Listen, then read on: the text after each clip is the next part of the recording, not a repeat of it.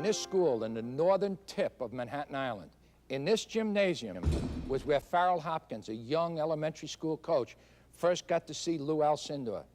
Tall, different, uncoordinated. Well, I got to coach that young man in high school at Power Memorial Academy. The first year was a little bit rocky. I mean, we had a giant of a child playing with 18-year-olds. I remember going into Madison Square Garden, and we were both nervous. And I reminded him that every time he fell down, he set a brand new record for 14-year-olds in Madison Square Garden. 4 years later, we had won a lot of games, had a lot of fun. Lou Alcindor moved on. He could have gone to any school in North America. He was a great student. And the legend of New York City became the legend of the world. It's been 2 years, but it may well have been yesterday. They called it Motown versus Showtown, the Beauty and the Beast. In the first 3 games of the final series, the back-to-back World Championship Lakers came up empty. No team had ever fought back to win from such a playoff deficit. But down in the belly of the Great Western Forum, it was just as it always has been. Around the locker room sat Irvin, James, and Coop, Jr., Byron, and the rest. And amongst them all was Cap, Kareem Abdul Jabbar, the players' patriarch who had gone through those pregame motions in the very same spot for the past 14 seasons. At 30, they said his end was near. Then at 42, after over a decade's worth of premature predictions by the press, Abdul Jabbar would exit the game after 20 years on the professional court. Being 40 in the NBA just wasn't done, but by that 4th game against the Pistons, being the exception was nothing new to Kareem. A long time ago, he had resigned himself to a majority of 1. He was born Ferdinand Louis Alcindor, Jr. in 1947 in Harlem, the day after his hero, Jackie Robinson, first crossed the color line and played as a Brooklyn Dodger at Ebbets Field. Robinson embodied black hope, which later fueled Lou's racial pride. So it's no surprise that his first dream was of Dodger baseball, and his first serious talent was pitching. But I mean, you could have been a good, outstanding athlete in a lot of sports. I could have pitched. Yeah. I definitely could have pitched if I had stayed with it and worked on my control. Yeah, well, I was going to say some batters didn't believe you could pitch, for crying out loud. You know, you weren't there. The last game we played in Little League, we were getting slaughtered, and I was playing the outfield, and I used to relief pitch, and so they bring me in, you know, I thought, and, you know, the first batter comes in, and I'm going to, you know, and the ball went up in the stands and bing, bing, bing, bing, bouncing, and the people were like, went over the fence into the stand, my first pitch, and then they didn't score any more runs. Well, I bet you, because nobody get up after that. What, are you crazy? But born of 6-foot parents, Lou was 5'4" at the age of 8. By 14, he had stretched to 6'8", and so he reluctantly bypassed baseball and turned his athletic attention towards the basketball court. I first met Lou even before he entered Power Memorial Academy, the all-boys Catholic high school run by the Irish Christian Brothers on Manhattan's West Side. This is where I coached basketball.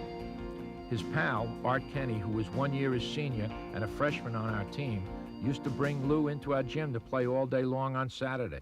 And I remember you were recruiting Arthur, and he said, hey, come on down to Power, we can go down there and shoot on Saturday, and it's indoors.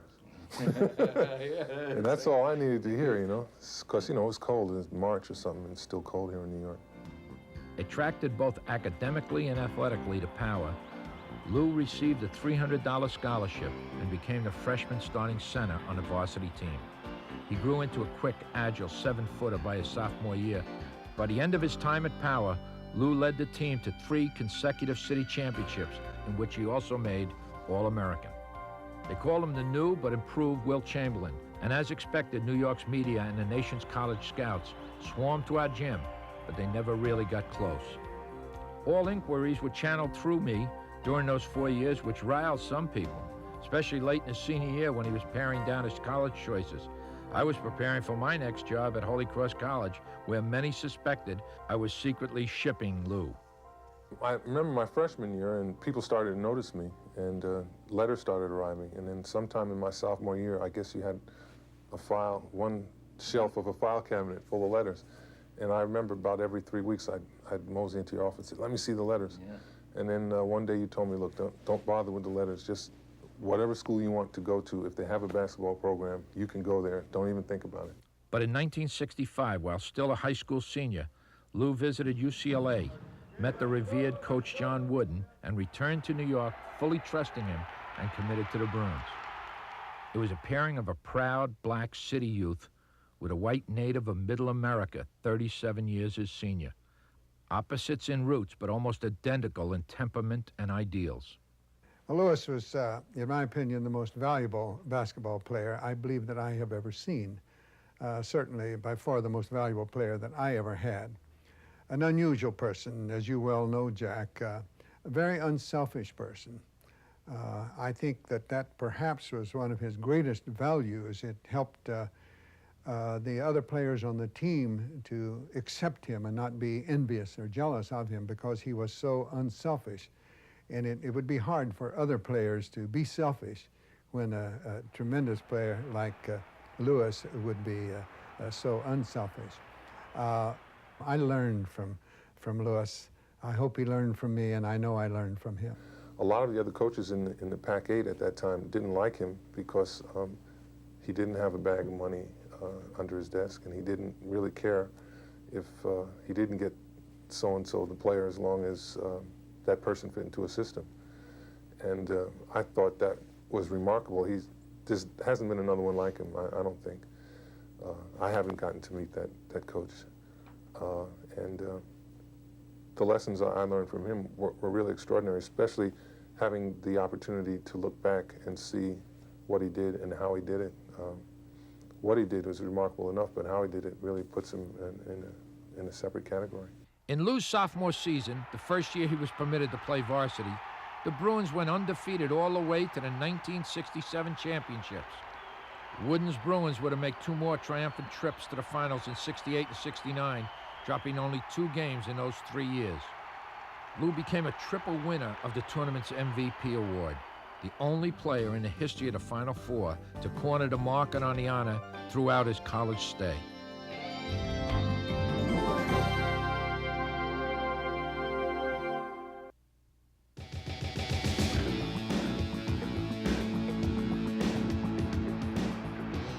His first professional move on the basketball court was decided by a flip of a coin. Phoenix lost, Milwaukee got the first-round draft pick, and Lou headed east. Accustomed to an upbeat, cosmopolitan lifestyle, Lou felt out of his element in the quiet, conservative factory town, but the transition to pro ball was not as difficult as the move to Milwaukee. Earning Rookie of the Year honors, Lou yanked the Bucks out of the league's cellar to the top floor in 6 months, bowing only to the Knicks, who went on to become the NBA champs that year. In the following season, Oscar Robinson joined Lou, now Kareem, on the Bucks starting line, and that combination sealed their first NBA title. He picked up the playoffs MVP in his first of 6 historic league MVP awards, although he put in 4 more years with Milwaukee. By 1975, Kareem felt that he had paid his dues, and it was time to move on. You're in Milwaukee, they drafted you, they went through as they wanted you. What happened in Milwaukee? Great acceptance by the fans, total culture shock for me. Born and raised in New York, go to college in Los Angeles, and here I am in Milwaukee, and entertainment for a night is a 3-piece polka band and some bar, and I'm like stuck there. And the fans were the best fans you can ever have. I mean, just really nice people, loved the game. Didn't know a whole lot, more sophisticated fans, but they enjoyed the game. And it was weird because they made me feel great, but being in Wisconsin in the middle of winter won't make anybody feel great unless you're a bear or, a trout living in, and you're in hibernation. I mean, it's not a fun place to be, especially when you're used to New York and Los Angeles. So that was tough. And so what, did you go to management and tell them that... No, what can I say? Move the team? I mean, It was doing so well. It's the only team that's gotten to the World Championship in 3 years. How did you leave? I mean, what was the deal? How did they come about that? Well, they tried to make a deal with me to sign on. I took one extension of my contract, a 2-year extension at a nice salary increase, and then they wanted me to sign for like 3 more years. And they were telling me, look, you can live in New York, you can live in Chicago, I was like, no, I can't do it. I'm sorry, I can't do it. And I love you people, but I can't do it. The Lakers traded 4 young players for Kareem. 4 players Bucks GM Wayne Emery said would be around after Kareem was long gone. 9 years and 2 championship rings later, Kareem experienced a legendary rivalry between LA and Boston at its boiling point. Despite a disastrous series debut billed the Memorial Day Massacre, LA swept the remaining games, and Kareem, at 38 years of age, buried the skeptics by not only competing as the oldest player ever in the playoffs, but also as its most valuable. I think he's often commented that people wondered what he was doing when he was stretching a decade before others stretched, and the way I think he just ate, took care of his body. The combination of his conditioning, his excellence of play over a period of time, not to mention the fact that the Lakers were the glamour team of our league at a time when we needed a glamour team along with the Celtics. Kareem knew it was never his age, but his ability to play well that mattered, and for 3 decades, that was under relentless scrutiny. He had to keep an even keel throughout a career that cut across the most progressive and innovative era of the sport and spanned one of the most passionate chapters in American history. It was his parents, Cora and Lou Sr., who cultivated Kareem's pride in his heritage. But during his years at UCLA, it was Malcolm X who put the racial hostility of the 60s in perspective. Once he seized that, he never let go.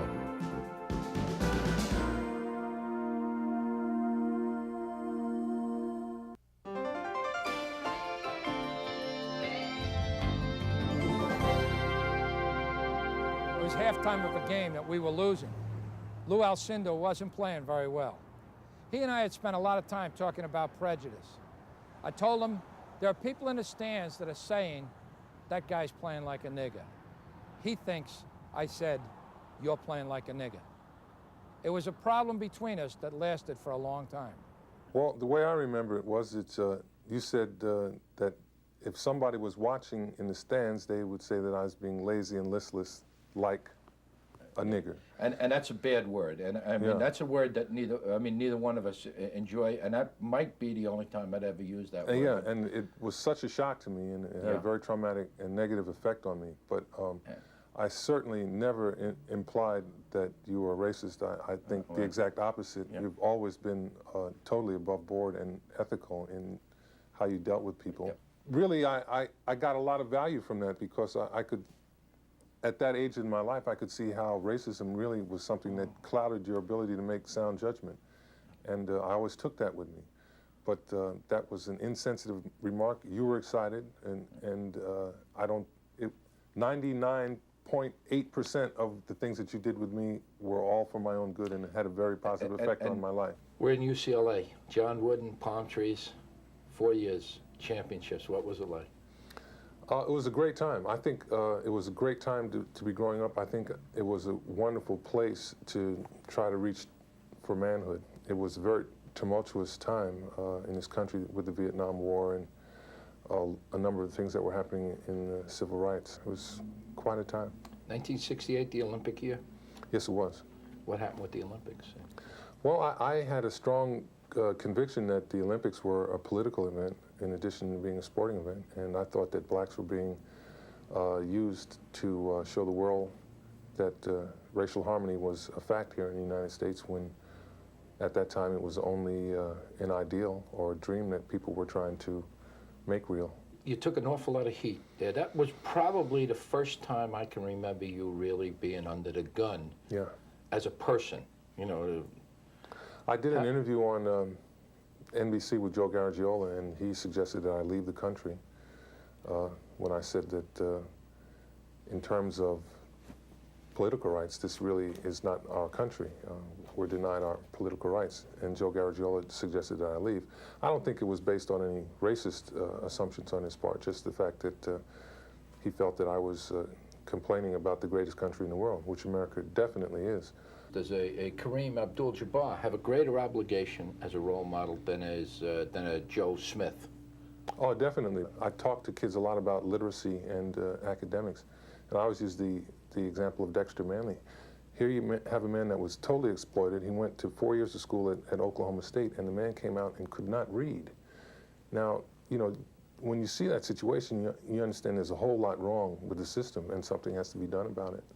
Are tall black athletes, are they more accepted now? Oh yeah, and in fact, it's really nice now. You know, you go through the airport, and instead of the young ladies looking at you with suspicion, and they get kind of a gleam in their eye, and that's nice, you know, to see that happen. You don't have a gleam in your eye, though. Of course I have a gleam in my eye. Got it. I wear shades. Your family is very important to you. Your religion is very important to you. You were raised a Catholic in a fairly serious Catholic family. Very serious. Yes. And went through Catholic schools right up through high school. Exactly. What happened? Well, I started reading, and I got very disturbed about the involvement of the Catholic Church in the slave trade. That really bothered me.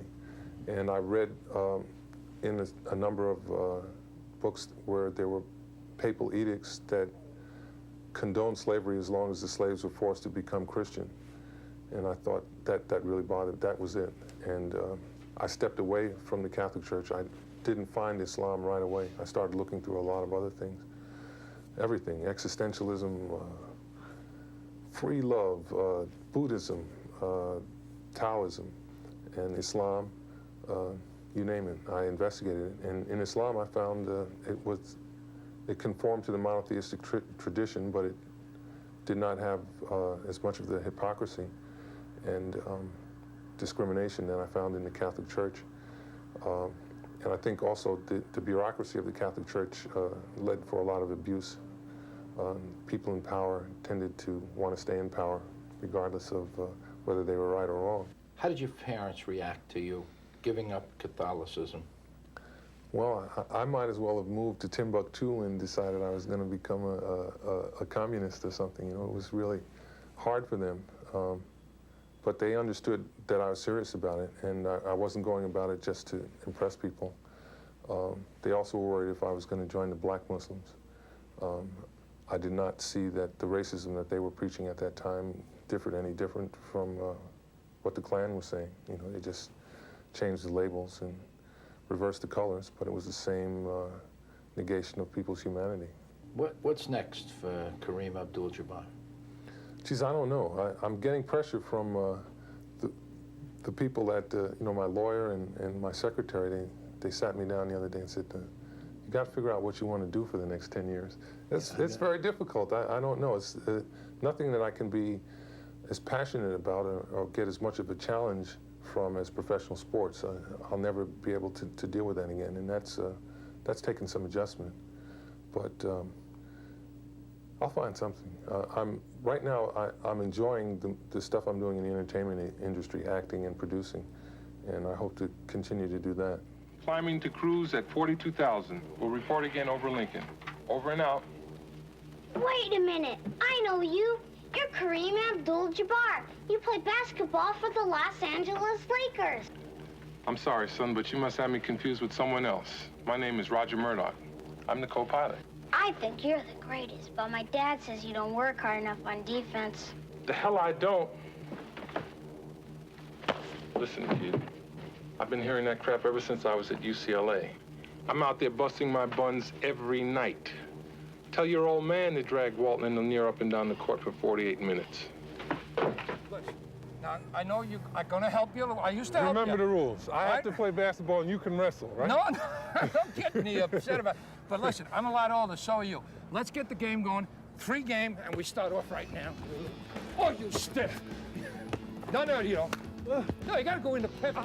Did you miss? No, of course I didn't miss. Huh? Get in the I pivot. didn't miss. You chased the ball. I remember that was another thing. Always make the young guys chase the ball. Remember you told me about Get in missing. here. I got you. Get in the pivot. Okay, here we go. Now, Our old hold it. defense. Hold it like- now. Hold it. I was like, Don't push. No pushing. try and make one of those. Yeah, okay. All right, come on. We're starting here now. Don't push. Okay. Okay, wait a minute. You didn't grab my leg that time. Not yet. There you go. 1-0. Come on, I got to get it. 1-0. Win the score. Don't you dare. 2-0. Favor of the good guys. Here we go. Oh, gee. Where we go? See those big guys? Always get in. I'm not even going to cheat on you. This is it. This is called a sky hook. You should really, you could make a comeback with this shot. You shot a ground hook. All right, think I can bank this one? You made a reputation in here. Okay. The famous Donohue defense. Oh. But I don't think we're proving anything. I know what we proved. I'm gonna die.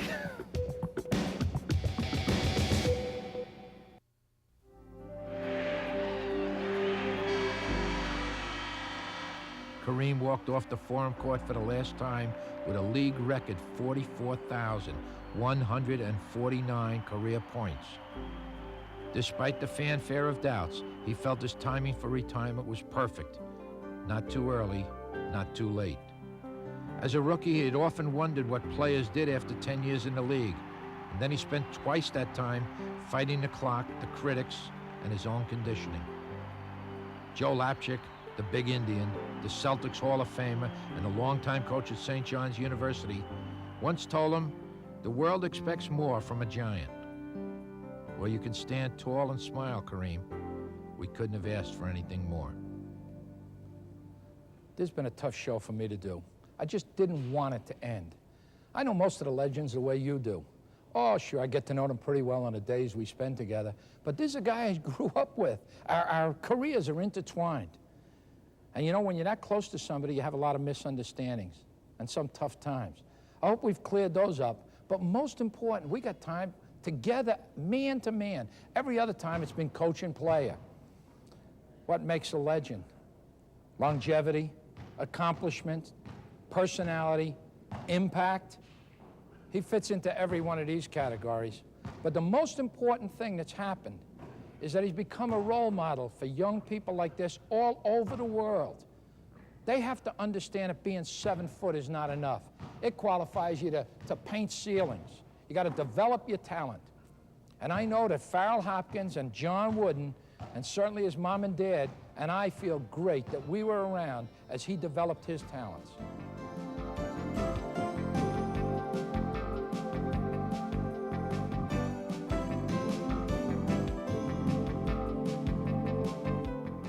Going to England? Enjoy Air Canada's new direct service from Ottawa to London Heathrow every Wednesday and Sunday. For details, call your travel agent or Air Canada at 237-5000 today. While in New York, the crew of Donohue's Legends stayed at the new Journey's End Hotel in the heart of Midtown Manhattan. Very comfortable, very affordable. Journey's End Hotels.